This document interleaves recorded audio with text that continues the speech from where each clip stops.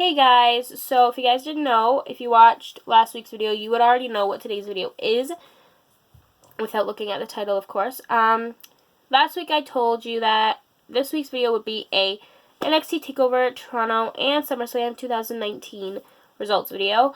Last week I did my SummerSlam and NXT TAKEOVER Toronto predictions, and I mean, I was kind of spot on with some of the predictions, but maybe not all of them. But, you know, whatever.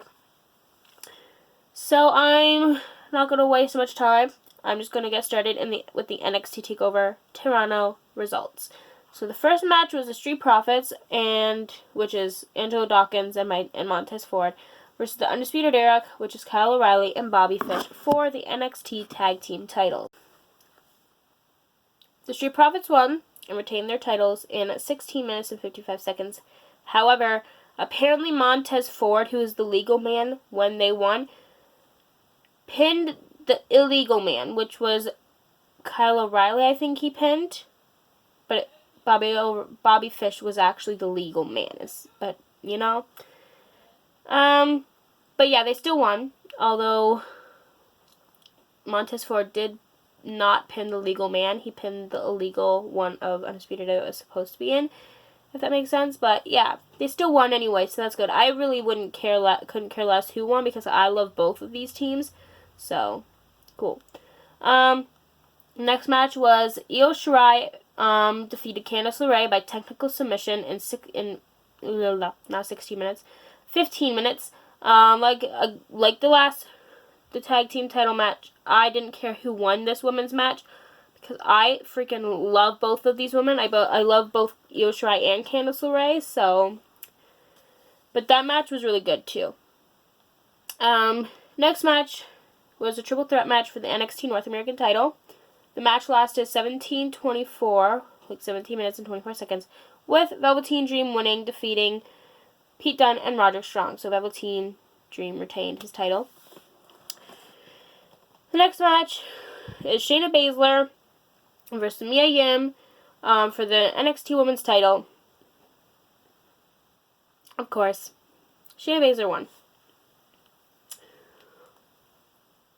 I was hoping Mia Yim would win, but oh well. Apparently NXT and WWE had different ideas. But anyway, Shayna Baszler won in 14 minutes and 35 seconds.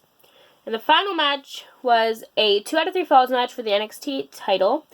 Adam Cole being the champion and defeating Johnny Gargano 2-1. So how this one worked was, for the first fall, Adam Cole picked the stipulation, which was, he picked a normal match. Johnny Gargano won that one. No, Adam Cole won that one, won that stipulation in the first fall by disqualification. And then Johnny Gargano picked the stipulation for the second fall, and he picked a street fight. So he won that fall. And then William Regal said that if it came to a third and final fall, he would pick the stipulation. William Regal would. And he picked a no escape one, which basically had like a steel cage with everything on top of the steel cage, so you wouldn't be able to get out. You had to win inside the cage. Adam Cole, that match was so good, by the way. And Adam Cole won the third fall, which made him retain the title in 46 minutes and 41 seconds. And I could literally go back and watch that match again, because that match was amazing. Alright, so now on to the SummerSlam results. SummerSlam was a great show as well, with an amazing outcome, I might say. And if you guys didn't see WWE's Twitter account about 2 hours before SummerSlam kickoff show started, you wouldn't know that they added 2 other matches to the kickoff show, which was Buddy Murphy versus Apollo Crews, and Alexa Bliss and Nikki Cross versus the Iconics for the women's tag team titles. So that made 3 matches on the kickoff show, plus the rest of the matches on the main show. So the first match on the kickoff show was Drew Gulak versus Oney Lorcan for the Cruiserweight title. And Drew Gulak won. I thought he would win, so that's one right for me for SummerSlam. In 8 minutes and 45 seconds. And then Buddy Murphy defeated Apollo Crews by DQ when Rowan, because if you didn't see SmackDown Live, I think last week, not this past Tuesday, but last Tuesday, basically the last Tuesday before SummerSlam, Buddy Murphy told Rowan that Rowan, was the one that started attacking Roman with, the forklift and the car. But this past week, on SmackDown Live on this past Tuesday, but apparently Buddy Murphy lied, and it wasn't Rowan or Daniel Bryan at all. So basically, Daniel Bryan told Roman that he knows who did it, and he will bring him the culprit this coming Tuesday on SmackDown. So if you guys want me to make a video about that, let me know, and I will talk about it then. But I heard that The Rock is coming back for another match against Roman Reigns at WrestleMania 36, so it could be him. Maybe we're starting early with the build-up to that. I don't know. But anyway. Also, I heard a lot of people say CM Punk might come back, but I don't think that's going to happen. But it will be great. So maybe, I don't know, we'll see. But yeah. Buddy Murphy won by disqualification when Rowan came out and attacked him in 4 minutes and 20 seconds. And the next match was obviously Alexa Bliss and Nikki Cross versus the Iconics for the women's tag team titles. Alexa and Nikki won in 6 minutes and 15 seconds. The next match, which is the first match on the main show, was Becky Lynch versus Natalya for the Raw Women's title. And in 12 minutes and 35 seconds, Becky Lynch won. I'm trying to go as quick as I can because I don't know when this video is going to cut off now. But because sometimes it cuts off halfway through and I'm not even done yet. So I'm trying around this time, I think. But anyway, the next match was Goldberg versus Dolph Ziggler. And Goldberg won and speared Dolph Ziggler in half, literally. Not literally, but you know what I mean. But Goldberg beat Dolph Ziggler in 1 minute and 50 seconds. Not even 2 minutes. That's cool. And the next match was AJ Styles versus Ricochet for the United States title. AJ Styles won, I think with help from Carl Anderson and Luke Gallows, in 13 minutes, exactly. And the next match was Bayley, and she defeated Ember Moon to keep her SmackDown Women's title in 10 minutes.